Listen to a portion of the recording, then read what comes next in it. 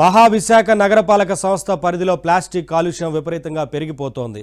తక్కువ మందం కలిగిన ప్లాస్టిక్ కవర్లు, గ్లాసుల అమ్మకాలు, వినియోగం యథేచ్ఛగా జరుగుతోంది. దీంతో ఎక్కడ చూసినా ప్లాస్టిక్ వ్యర్థాలే కనిపిస్తున్నాయి. డ్రైనేజీలు నిండిపోయి మురుగునీటి ప్రవాహానికి ఆటంకంగా మారుతున్నాయి. ఈ సమస్యను గుర్తించిన జీవీఎంసీ అధికారులు ప్లాస్టిక్ నిషేధాన్ని సమర్థంగా అమలు చేయాలని నిర్ణయించారు.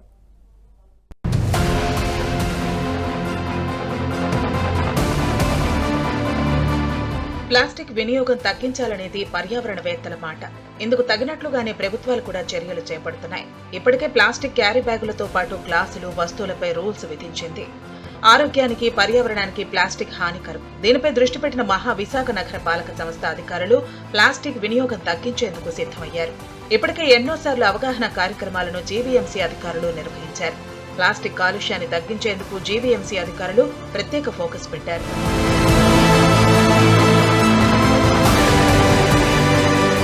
ప్లాస్టిక్ కారణంగా కలుగుతున్న దుష్ఫలితాలపై ప్రజల్లో అవగాహన కల్పించేందుకు జీవీఎంసీ అధికారులు నడుం బిగించారు. ప్లాస్టిక్ అమ్మకాలు, వినియోగం జరగకుండా పటిష్ట చర్యలు చేపట్టాలని సిబ్బందిని అధికారులు ఆదేశించారు. 120 మైక్రోన్ల కన్నా తక్కువ మందం ఉన్న ప్లాస్టిక్ కవర్లు, గ్లాసులు, టీ కప్పుల వినియోగంపై నిషేధం విధించారు. ఇంకా ఆకుపచ్చ రంగు లామినేషన్తో ఉండే పేపర్ ప్లేట్లు, తెలుపు కాకుండా ఇతర రంగుల్లో ఉండే గుడ్డ సంచులను కూడా నిషేధించారు. జీవీఎంసీ పరిధిలో హోల్సేల్ గా ప్లాస్టిక్ అమ్మే షాపు యజమానులతో అధికారులు సమావేశమయ్యారు. నిబంధనలకు విరుద్ధంగా ఎవరైనా అమ్మకాలు సాగిస్తే కఠిన చర్యలు తప్పవని హెచ్చరించారు. పక్షులు, జంతువులు నాశనం చేయడానికి ఆ ప్లాస్టిక్ అనేది కనుక్కున్నారు. ఆ రోజున ఊహించలేదు, కానీ ఈ రోజున ఆ పరిస్థితి కాదు. కాకపోతే ప్రధానంగా ఏంటంటే మొత్తం ప్రపంచ దేశాలు ఏదైతే అభివృద్ధి చెందిన దేశాలు ప్రధానంగా ఎక్కువ వాడుతుంది ప్లాస్టిక్. ఆ ప్లాస్టిక్ డంప్ అనేది అభివృద్ధి చెందిన దేశాల మీద డంప్ చేస్తుంది వేస్ట్ అంతా. అలానే ప్రధానంగా ఎక్కడ ఏదైతే పెద్ద పెద్ద ఫ్యాక్టరీలు ఉన్నాయో ఆ ఫ్యాక్టరీలో మూయించగలిగితే ఆల్టర్నేటివ్ చూసుకోండి. ఇంతకుముందు మనకి ఆల్టర్నేటివ్ జూట్ ఉండేది. ఈ రోజున జూట్ మిల్ అనేది ఎక్కడా లేదు. దానికి కారణం ఈ ప్లాస్టిక్. ఆ అవకాశం ఎవరు కల్పించారు? ప్రభుత్వం కల్పించింది. ఆకస్మిక తనిఖీలు నిర్వహిస్తున్న అధికారులు నిషేధం పూర్తి స్థాయిలో అమలయ్యేలా చర్యలు చేపట్టారు. నిబంధనలు అతిక్రమిస్తే మొదటిసారి 2,500, రెండోసారి 5,000, మూడోసారి 10,000, నాలుగోసారి 20,000, ఐదోసారి 40,000 జరిమానా విధిస్తారు. అలాగే దుకాణాన్ని సీజ్ చేసి ట్రేడ్ లైసెన్స్ రద్దు చేస్తారు. దీంతో ప్లాస్టిక్ విక్రయించేందుకు వ్యాపారులు ధైర్యం చూపటం లేదు.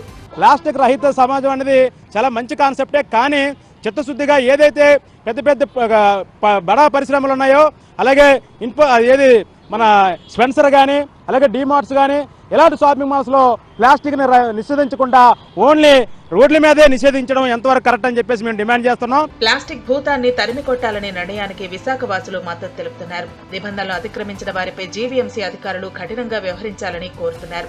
విశాఖను ప్లాస్టిక్ రహిత నగరంగా మార్చేందుకు తమ వంతు సహకారం చేస్తామంటున్నారు. ఈ ప్లాస్టిక్ సంచులు వాడుతున్నారని చెప్పి దాడులు చేస్తూ ఉన్నారు అధికారులు. ఇది దాడులు చేయడమే కాదు, అత్యధికంగా అంటే 100 రూపాయల అయిన సరుకుకి దాదాపు 10,000 రూపాయలు ఫైన్ కూడా వేసి ఆ రకంగా వాటిని బ్యాన్ చేయడం అనేది జరుగుతుంది. అయితే తీసుకెళ్లినటువంటి సరుకును కూడా ఇంకో చోట అమ్ముకునే పరిస్థితి అనేది కూడా చాలా సందర్భాలు అధికారులు చేస్తున్నారు. ఎవరైతే దాడులు చేస్తున్నారో అది లాక్కుంటున్నారు, సిరి వ్యాపారస్తుల దగ్గర నాడుకు లాక్కుంటున్నారు. దాన్ని కాల్చడం వల్ల లేకపోతే ఇంకోటి చేయడం చేయాలి. కానీ ఆ రకంగా కాకుండా తీసుకెళ్లి ఇంకో దగ్గర పెట్టి వాటిని కామ్గా ఇంకో షాపులకి అమ్ముకునే పని కూడా చేస్తున్నారు. ఇది చాలా దుర్మార్గం. ప్లాస్టిక్ భూతాన్ని సమూలంగా తరిమి కొట్టాలన్న అధికారుల నిర్ణయాన్ని విశాఖ వాసులు స్వాగతిస్తున్నారు. విశాఖను ప్లాస్టిక్ భూతం నుంచి కాపాడాలని కోరుతున్నారు.